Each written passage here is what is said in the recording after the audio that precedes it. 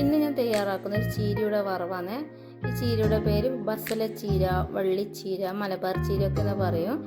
ഇതിൻ്റെ പച്ചത്തണ്ട് വയലറ്റ് തണ്ടുണ്ട്. ഞാൻ പച്ചത്തണ്ടിലാണ് കഴുകി വെള്ളൂറ്റാൻ വെച്ചിട്ടുണ്ടെങ്കിൽ മുറിച്ചിട്ട് ശേഷം നമുക്കതിലേക്ക് തേങ്ങയും മഞ്ഞൾപ്പൊടിയും ജീരകം ഇടാം, ഉള്ളി, വെളുത്തുള്ളി, വറ്റൽമുളക്. ഇനി തയ്യാറാക്കുന്ന വിധം നോക്കിയാലോ.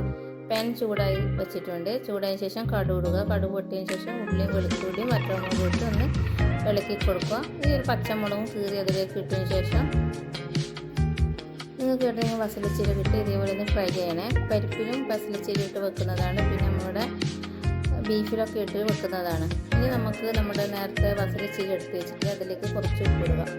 ഇനി നമുക്ക് അത് ഇതിലേക്ക് ഇട്ടതിന് ശേഷം ഒന്ന് നല്ലോണം ഇളക്കി കൊടുത്ത് ഒന്ന് മൂടി വെക്കുക.